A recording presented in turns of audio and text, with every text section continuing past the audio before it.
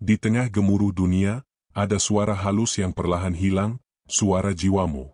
Kita terlalu sibuk mengejar pujian manusia, hingga lupa siapa sebenarnya yang pantas dipuja.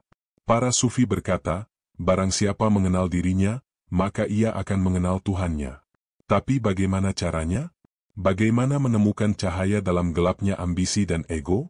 Tarik napas dalam-dalam, dengarkan kata-kata ini dengan hati, bukan telinga. Sebab perjalanan ini bukan tentang tubuh, tapi tentang ruh. Semoga Allah membuka tabir yang selama ini menutup penglihatanmu, hingga engkau menyaksikan bahwa Dia selalu dekat. Dalam kesibukan dunia yang terus berputar, manusia sering merasa lelah. Sibuk mengejar urusan pekerjaan, jabatan, materi, dan kehormatan, namun tetap saja ada ruang kosong yang tak pernah terisi. Ruang itu berada jauh di dalam dada, sunyi, dan tak bisa dijelaskan dengan kata-kata. Kadang ia muncul saat kita terbangun di tengah malam. Kadang ia muncul ketika kita kebingungan memaknai hidup. Kadang ia muncul ketika kita merasa semua yang kita kejar tak lagi bernilai. Para sufi menyebut ruang ini sebagai sirru rabbani, rahasia ketuhanan dalam diri manusia. Ketika malam mulai turun, dan manusia satu persatu terlelap, ada momen ketika dunia seakan diam. Tidak ada kebisingan, tidak ada hiruk-pikuk, hanya keheningan yang lembut menyelimuti. Pada saat seperti ini, hati menjadi lebih peka. Kita mulai merenung, apa sebenarnya tujuan hidup ini? Mengapa aku merasa gelisah meski semua sudah kumiliki? Pertanyaan seperti itu bukan muncul karena kebetulan. Itu adalah panggilan halus dari Sang Pencipta untuk kembali kepadanya. Para sufi mengatakan bahwa perjalanan spiritual tidak dimulai dari langkah kaki, melainkan dari getaran hati. Ia dimulai ketika seseorang mulai merasakan kegelisahan eksistensial, kegelisahan tentang makna kehidupan. Hati manusia, menurut mereka, layaknya kompas. Jika ia diarahkan ke dunia, ia akan terus berputar tanpa arah. Namun jika ia diarahkan kepada Allah, maka ia akan berhenti pada titik paling tenang, tawakal dan ketundukan. Dalam kajian tasawuf, kegelisahan batin dianggap sebagai anugerah. Ia adalah tanda bahwa Allah sedang mengetuk pintu hati. Namun masalahnya, tidak semua orang peka. Ada yang justru menutup pintu itu dengan kesibukan, musik keras, hiburan tiada henti, atau tawa palsu yang hanya menutupi kosongnya jiwa. Ada pula yang menolak panggilan itu dengan kesombongan, aku sudah bahagia dengan hidupku. Padahal, hati kecilnya menangis tanpa suara. Panggilan batin ini sebenarnya telah Allah sebutkan dalam Al-Quran, bahwa Dia lebih dekat kepada manusia daripada urat lehernya. Kedekatan ini bukan dekat secara fisik, tetapi kedekatan yang bersifat kesadaran. Jika seseorang mau diam sejenak, memejamkan mata, dan bernapas perlahan, ia dapat merasakan kedekatan itu. Sayangnya, manusia zaman ini sangat takut pada keheningan. Mereka tidak betah sendirian dengan pikirannya sendiri, karena di sanalah wajah asli diri terlihat, rapuh, tidak pasti, dan penuh kekurangan. Sufi bukanlah mereka yang lari dari dunia, tetapi mereka yang melihat dunia dengan cahaya makna. Mereka menyadari bahwa dunia hanyalah jembatan, bukan tujuan. Hidup adalah perjalanan pulang, dan hati adalah kendaraan yang membawa kita kembali kepada Allah. Maka, ketika hati mulai gelisah, itu adalah tanda bahwa kita sedang dipanggil untuk pulang. Namun pulang kemana?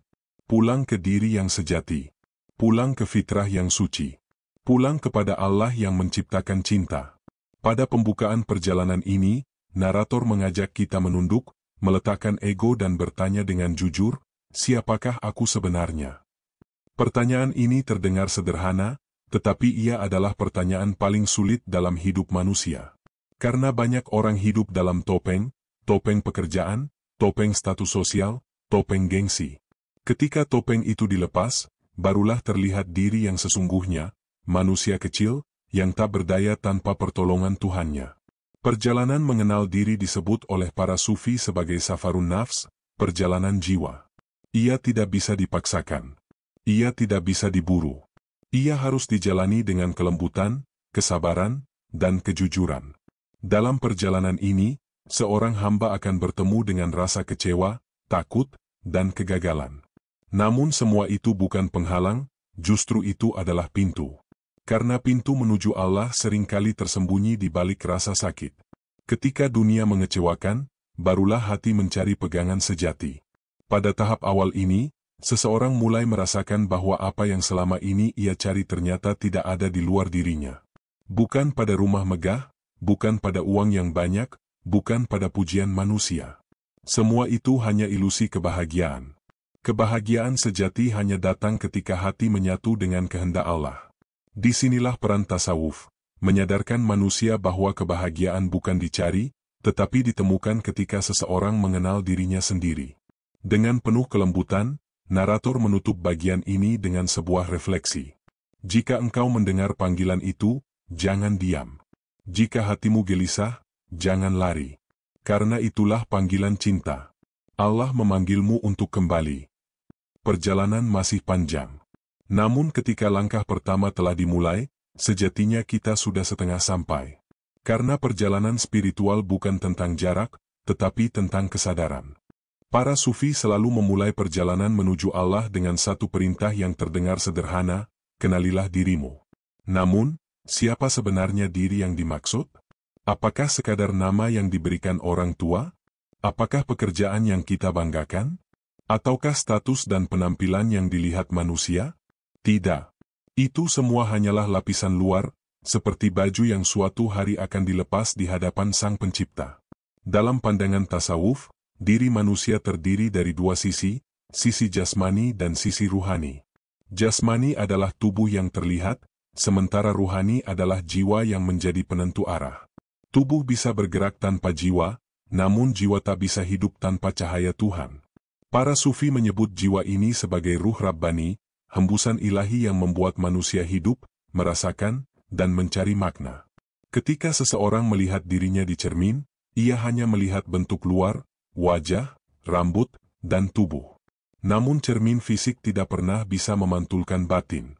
Cermin batin hanya dapat terlihat ketika seseorang menatap dirinya melalui keheningan, tafakur, muhasabah, dan zikir. Inilah yang disebut sebagai cermin jiwa. Ketika cermin ini bersih, barulah seseorang mampu melihat siapa dirinya sebenarnya. Namun, apa yang membuat cermin itu kotor? Bayangkan cermin yang bening tertutup debu dan noda. Cahaya tidak akan pernah memantul sempurna. Begitu pula hati manusia. Debu itu bernama sifat-sifat rendah, kesombongan, iri hati, dengki, kemarahan, cinta dunia, dan keinginan untuk selalu dipuji. Semuanya adalah kotoran yang menempel sedikit demi sedikit, membuat manusia lupa bahwa ia diciptakan bukan untuk dunia, tetapi untuk perjalanan yang jauh lebih mulia. Para sufi mengajarkan bahwa mengenal diri bukanlah sekadar mengetahui kelemahan, tetapi juga menyadari potensi ketuhanan yang tertanam dalam setiap nafas. Potensi ini disebut fitrah, kesucian bawaan yang diberikan Allah sejak lahir. Anak kecil hidup dalam fitrah, hatinya jernih, kata-katanya jujur, dan cintanya tulus. Namun seiring tumbuh besar, dunia mulai mengukir goresan pada hatinya, hingga ia melupakan cahaya dalam dirinya. Maka, mengenal diri adalah proses kembali kepada kesucian fitrah. Proses ini menyakitkan pada awalnya, sebab manusia harus berani melihat sisi gelap dalam dirinya. Ia harus jujur pada luka batin, ego besar, dan rasa takut yang ia sembunyikan. Namun para sufi berkata, siapa yang berani mengenali kegelapan dalam dirinya, maka ia akan menemukan cahaya yang tersembunyi. Dalam perjalanan ini, seseorang akan menemukan bahwa banyak hal yang ia banggakan selama ini hanyalah ilusi.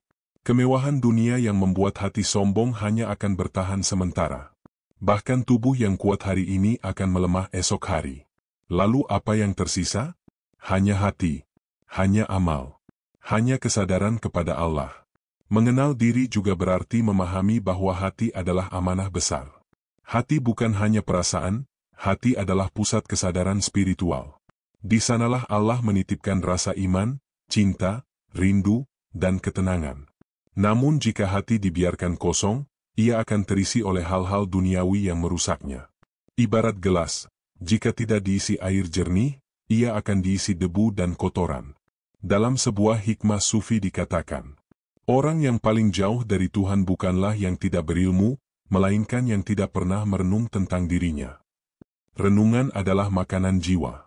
Ia membuat manusia sadar bahwa ia bukan makhluk kecil tanpa tujuan. Ia adalah ciptaan Allah yang paling mulia. Dan kemuliaan itu bukan terletak pada jabatan, tetapi pada kesadaran. Maka, narator mengajak penonton mengambil jeda sejenak. Ambil napas perlahan. Tatap diri sendiri bukan pada cermin kaca, tetapi pada cermin hati. Tanyakan dengan jujur. Siapa diriku tanpa pujian manusia? Mengapa aku melakukan segala ini? Kepada siapa aku pulang nanti? Pertanyaan ini adalah kunci. Kunci menuju pintu ma'rifatullah, pengenalan kepada Allah. Karena bagaimana seseorang bisa mengenal Tuhan jika dirinya sendiri masih asing baginya? Para sufi mengajarkan muhasabah, yaitu mengoreksi diri setiap hari. Mereka menulis kesalahan kecil, bersyukur atas nikmat kecil, dan menangis ketika merasa jauh dari Allah. Air mata itu bukan kelemahan. Air mata itu adalah tanda bahwa hati masih hidup. Pada akhir bagian ini, narator berkata lembut. Jangan takut melihat dirimu sendiri. Karena di balik kekuranganmu, ada cahaya ilahi yang menunggu di peluk. Bersihkan cermin itu. Dan ketika ia bening, engkau akan melihat bukan dirimu, tetapi Tuhan yang memantul di dalamnya. Perjalanan masih panjang. Dan perjalanan itu akan semakin indah ketika cermin hati mulai bersinar. Setiap manusia dilahirkan dengan hati yang bening, jernih seperti kaca tanpa goresan. Dalam keadaan itu, cahaya ilahi memantul sempurna. Namun seiring perjalanan hidup, debu dunia mulai menempel, sedikit demi sedikit, hingga cahayanya menjadi redup. Para sufi mengatakan, hati manusia bukan gelap karena ia tak punya cahaya, tetapi karena cahaya itu tertutup. Debu itu datang dalam banyak bentuk. Ia datang saat manusia memaksakan kehendaknya atas orang lain, saat ia merasa paling benar, saat ia bangga dengan harta, jabatan, atau kecantikannya. Ia datang dalam bentuk kedengkian kepada sesama, kebencian yang tidak pernah dipadamkan, dendam yang dipelihara, dan cinta dunia yang melampaui cinta kepada Allah. Pada awalnya, debu itu tampak samar. Tidak terasa, tidak terlihat. Namun semakin lama dibiarkan, ia mengerak dan menggelapkan pandangan hati. Manusia kemudian berjalan dalam kabut, tidak lagi bisa membedakan mana yang hak dan mana yang batil. Hatinya tumpul, pendengarannya tergenang ego, matanya tertutup oleh hawa nafsu. Inilah yang oleh para sufi disebut kaswatul qalb, kerasnya hati. Hati yang keras bukanlah hati yang kuat, ia adalah hati yang kehilangan kepekaan. Ia tidak lagi tersentuh oleh nasihat, tidak merasa gelisah ketika berbuat dosa, dan tidak merasakan rindu ketika nama Allah disebut. Ia hidup, tapi seperti mati. Al-Quran menyebut kondisi ini sebagai kematian spiritual, tubuhnya berdiri, namun jiwanya terbaring lemah. Sufi-sufi besar selalu menangis ketika merasakan debu itu mulai menempel. Mereka menyadari bahwa musuh terbesar bukanlah iblis, melainkan diri sendiri, nafs yang membisikkan kesombongan lembut.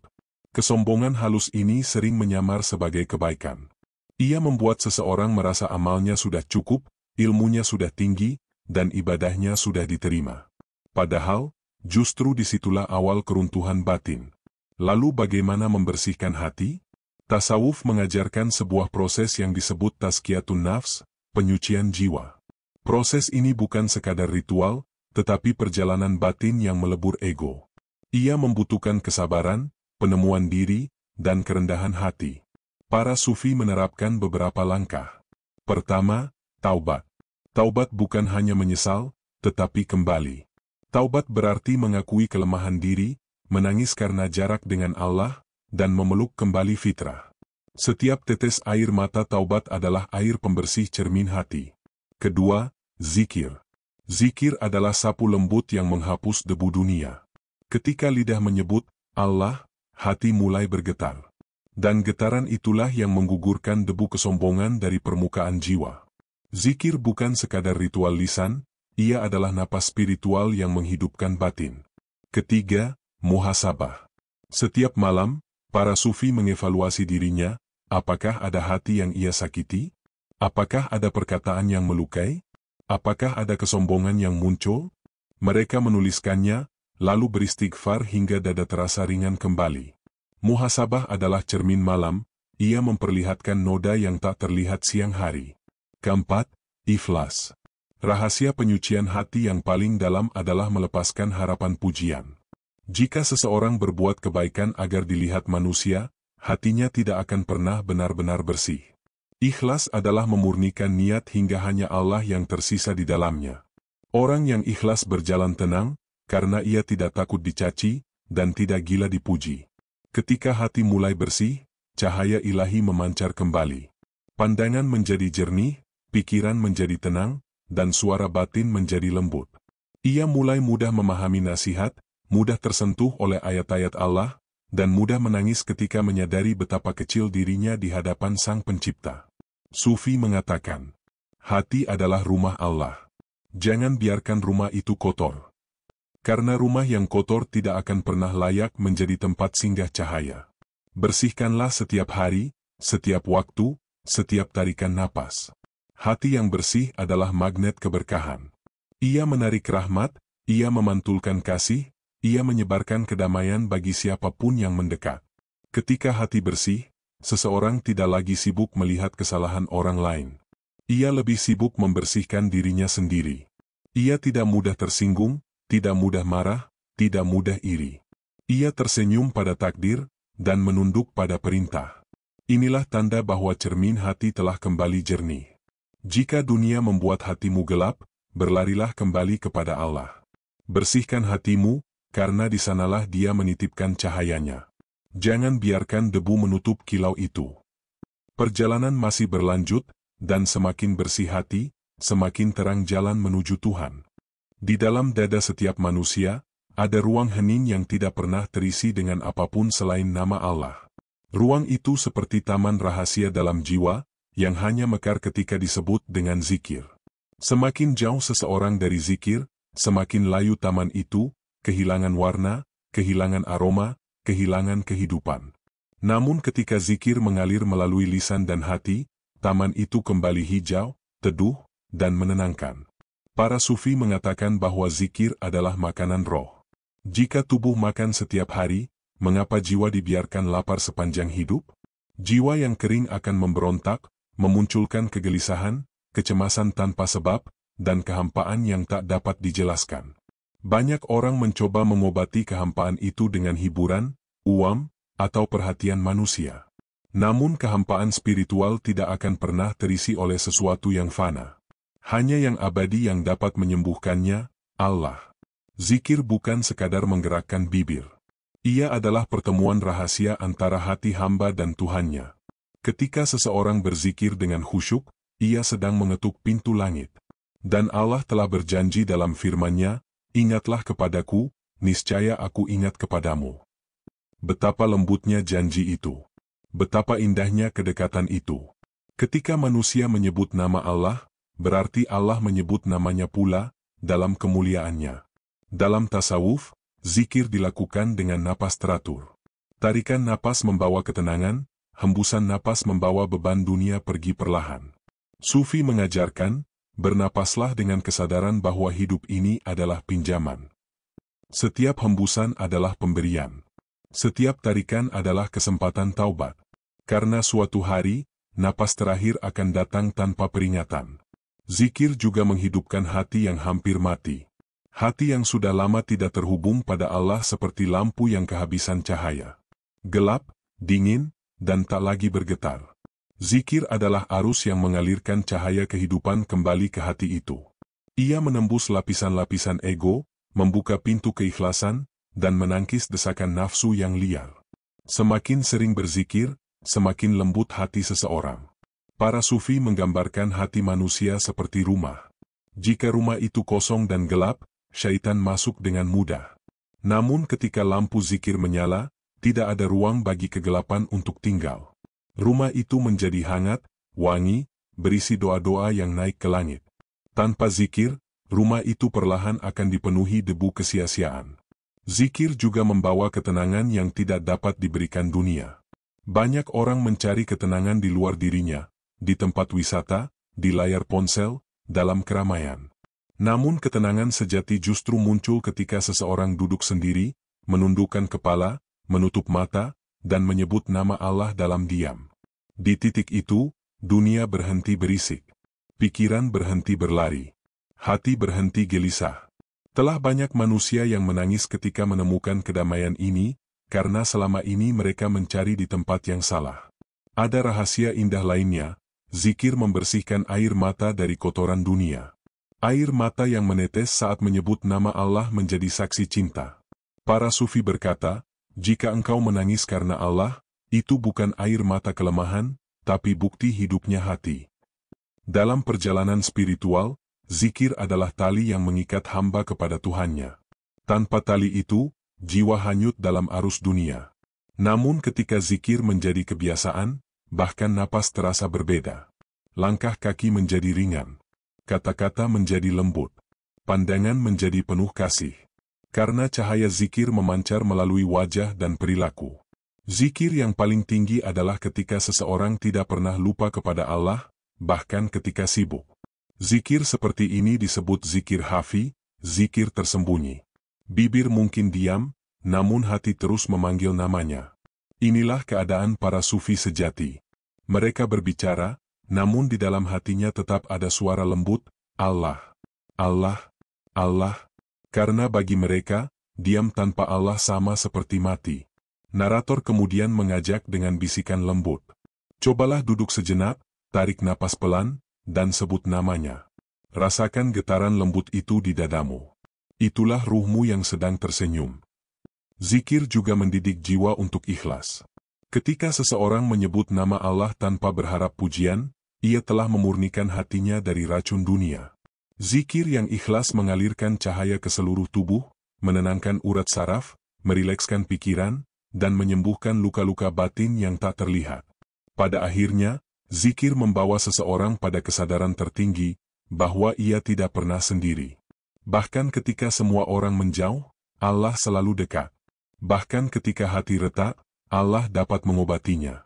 Dan ketika manusia kehilangan arah, zikir menjadi kompas yang menunjukkan jalan pulang. Jangan biarkan lidahmu kering dari zikir. Karena jiwa yang lupa kepada Allah adalah jiwa yang kehausan di tengah samudera. Basahilah ia dengan namanya. Dan lihatlah bagaimana hidupmu mulai bercahaya. Perjalanan masih berlanjut. Dan zikir adalah teman setia di seluruh jalan menuju Tuhan. Ketika hati seorang hamba telah dibersihkan dari kerak kesombongan, hawa nafsu, dan ambisi dunia, ia berdiri di ambang tahap yang agung, fana. Para sufi menyebutnya sebagai lenyapnya rasa, aku, runtuhnya ego yang selama ini menutupi cahaya ilahi. Di titik ini, seseorang mulai merasakan bahwa dirinya bukan pusat segalanya, bahkan bukan apa-apa sama sekali. Fana, bukan berarti hilangnya eksistensi fisik, bukan pula hilangnya kesadaran. Ia adalah hancurnya keakuan yang sempit, lenyapnya klaim-klaim batin yang begitu lama kita pelihara, aku berhak, aku bangga, aku memiliki, aku berkuasa. Semua itu kini rapuh, runtuh, dan larut dalam kesadaran bahwa setiap gerak, setiap hembusan napas, setiap lintasan perasaan, terjadi karena izin Allah. Pada tahap ini, seorang hamba memandang dirinya dengan mata yang berbeda. Ia sadar bahwa setiap amal baik bukan karena kehebatannya, tapi karena Allah memberi taufik. Ia sadar bahwa setiap pencapaian bukan karena kecerdasannya, tapi karena Allah membukakan pintu. Ia sadar bahwa dirinya hanyalah tempat mengalirnya kehendak ilahi. Hamba yang fana tidak lagi membanggakan kebaikan, sebab ia merasa bukan pelakunya. Ia tidak lagi mencela kekurangan orang lain, sebab ia melihat dirinya juga tak memiliki daya. Di matanya, semua adalah manifestasi kehendaknya. Apa yang tampak di dunia, kejayaan, kesedihan, ujian, kemenangan, semuanya hanyalah layar tempat Allah menuliskan takdirnya. Akhirnya, perlahan-lahan rasa kepemilikan hilang. Bukan milikku, bukan untukku, dan bukan karena aku. Yang tersisa hanyalah kesadaran, la haula wala quwata illa billah, tiada daya dan upaya kecuali atas izin Allah. Fana adalah kehancuran segala ilusi. Ketika ilusi hancur, yang tersisa hanyalah kebenaran tunggal, Allah. Maka muncullah pengakuan paling jujur dalam hati seorang hamba. Segala sesuatu berasal darinya, dan kepadanya segalanya kembali. Ayat ini bukan lagi sekadar bacaan, ia menjadi pemahaman, penyaksian, pengalaman batin. Pada tahap ini, kehidupan terasa ringan. Sebab ego adalah beban, ambisi adalah rantai, kesombongan adalah duri. Ketika ego lenyap, hati mengalir seperti air yang jernih. Ia tidak menentang arus takdir. Ia pasrah, bukan karena lemah, tetapi karena mengerti siapa yang sebenarnya berkuasa. Seorang hamba mulai melihat keindahan dalam segala ketentuan. Ia memahami hikmah dalam musibah, cahaya dalam kegelapan, ketenangan dalam kehilangan. Ia menyaksikan setiap tarikan napas sebagai nikmat, setiap langkah sebagai karunia. Pada saat inilah pintu ma'rifat mulai terbuka. Sebab bagaimana mungkin hati mengenal Tuhan jika ia masih dipenuhi aku?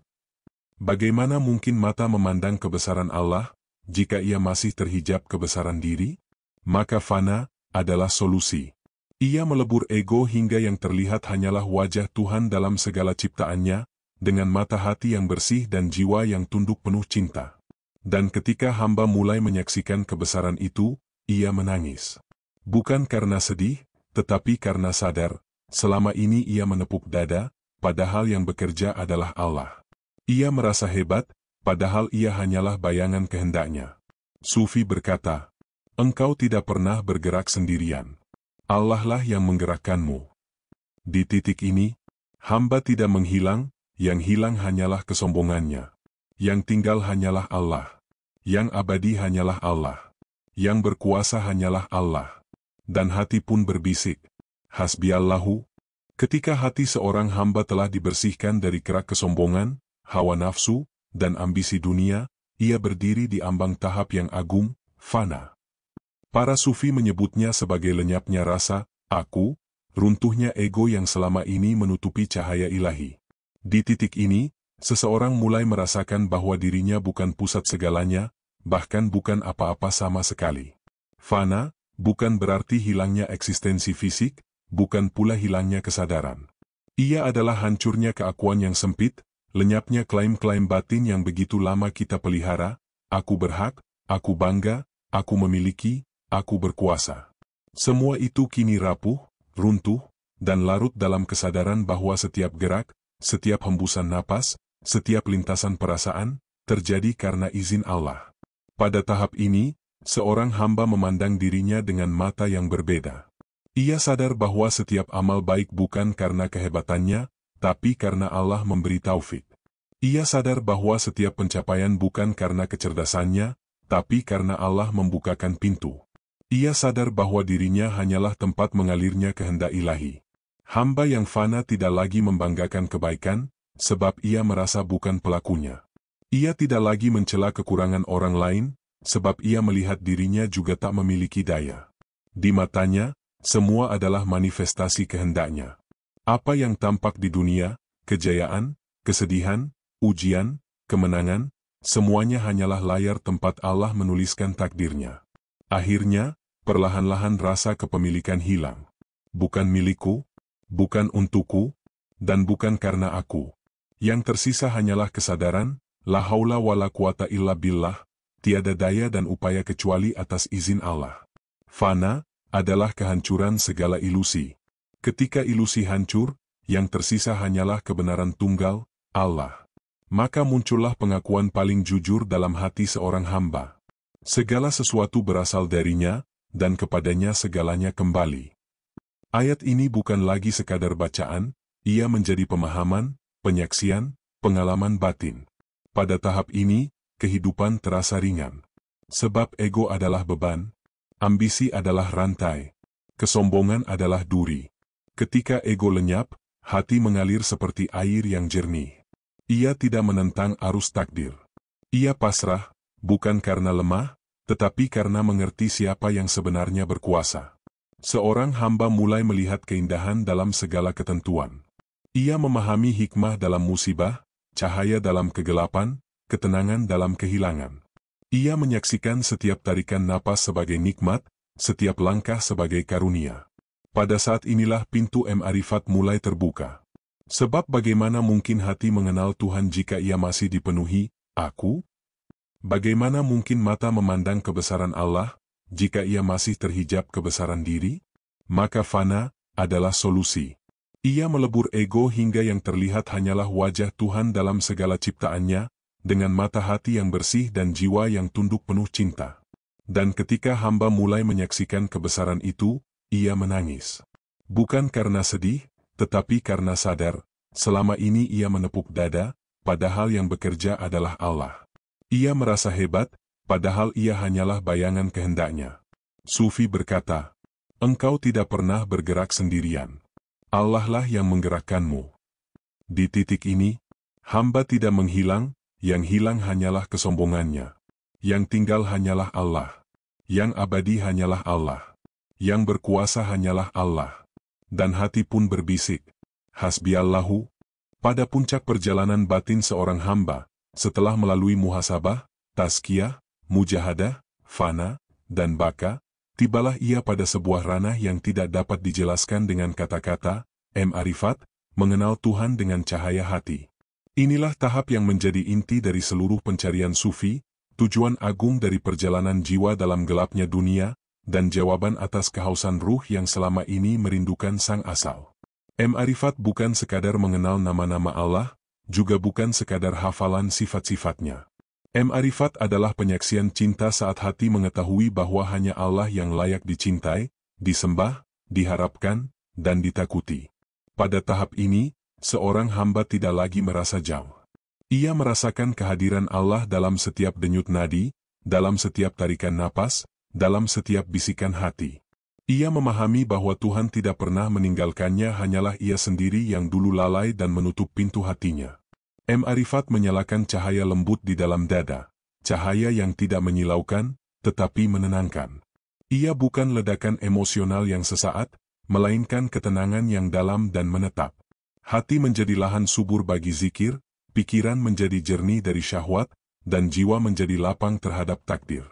Saat seorang hamba mencapai ma'rifat, ia menyadari bahwa Tuhan bukan di sana, jauh dan asing. Ia dekat, bahkan lebih dekat dari urat leher. Namun kedekatan ini bukanlah kedekatan jarak, ia kedekatan penyaksian batin. Disinilah para sufi menyebut, "Kami tidak menyembah karena takut neraka, dan bukan pula karena mengharap surga. Kami menyembah karena kami mencintainya." Cinta ini tidak lahir dari paksaan, ia tumbuh seiring kesadaran mendalam bahwa segala yang dicintai di dunia bersifat fana. Keindahan fisik memudar, harta berpindah tangan, jabatan hilang, bahkan teman dekat pergi. Tetapi cinta kepada Allah kekal. Dan ketika ruh menyentuh keabadian, barulah ia mengerti makna cinta sejati. Dalam ma'rifat, seorang hamba membaca ayat, bukan hanya melalui mushaf suci, tetapi melalui kejadian-kejadian dalam hidup. Angin yang bertiup mengandung hikmah. Daun yang gugur mengajar kelembutan. Matahari terbit memberikan harapan. Bahkan kesedihan mengandung pelajaran. Semua menjadi kitab yang terbuka. Seorang hamba yang telah matang dalam ma'rifat akan berkata dalam hatinya, "Allah bersamaku dalam tenangku. Allah bersamaku dalam gundahku. Allah bersamaku dalam diamku." Tidak ada lagi rasa sepi. Sebab kesepian adalah ketika hati belum mengenal pencipta. Ketika seseorang telah melihat tanda-tandanya di mana-mana, ia akan tersenyum bahkan di tengah badai. Keyakinannya tidak goyah, karena ia tahu bahwa badai pun tunduk kepada Allah. Perjalanan ma'rifat tidak menjadikan seseorang sombong, atau merasa lebih mulia dibanding orang lain. Justru sebaliknya, semakin ia mengenal Allah, semakin ia melihat kecilnya dirinya. Semakin dalam ia menyaksikan kebesarannya, semakin ia menyadari kelemahan dirinya. Ia menjadi seperti pohon rindang, akarnya menghujam dalam tanah, batangnya kokoh, namun dahannya memberi naungan kepada siapapun yang letih. Ia mencintai manusia, bukan menilai mereka. Ia mendoakan yang mencela, bukan membalas dengan dendam. Ia memahami bahwa setiap manusia sedang melakukan perjalanan, dan setiap perjalanan memiliki waktunya sendiri untuk sampai. Kemudian tibalah puncak penyaksian, saat hati berbisik pelan. Tidak ada lagi rasa selain Allah. Tidak ada lagi arah selain kepada Allah. Pada titik ini, dunia bukan lagi pusat perhatian. Ia menjalaninya sebagai amanah, bukan sebagai identitas. Ia hadir sebagai khalifah, yang memakmurkan, merawat, dan menebar kasih, karena itulah ajaran ilahi. Rasa takut pun berubah bentuk. Ia tidak lagi takut miskin, sakit, gagal, atau ditinggalkan. Yang ia takutkan hanyalah hati yang lupa kepada Allah. Sebab dalam lupa, manusia kembali tersesat. Kemudian ia menutup perjalanan ini dengan pemahaman paling lembut. Bahwa mengenal diri membawa kepada mengenal Tuhan. Bahwa melihat ke dalam justru membuka pintu keluar yang luas. Bahwa semakin ia merendah, semakin Allah meninggikan. Dan pada akhirnya, ia berkata dalam ketenangan, "Aku bukan apa-apa tanpa Mu. Engkaulah cahaya hatiku. Engkaulah rumahnya ruhku." Dengan Ma'rifat, ia menjalani sisa hidupnya sebagai hamba yang bersinar lembut. Tindakannya menenangkan. Perkataannya menyejukkan. Kehadirannya membawa kedamaian. Sebab cahaya Allah memantul melalui dirinya. Inilah penutup perjalanan spiritual seorang hamba. Bukan pada titik akhir, melainkan awal dari kehidupan batin yang baru. Perjalanan mengenal Allah tidak selesai, ia terus berlanjut hingga ruh kembali ke pangkuannya. Dan ketika ruh kembali, ia akan tiba sambil tersenyum, karena ia telah menemukan apa yang selama ini ia cari. Allah.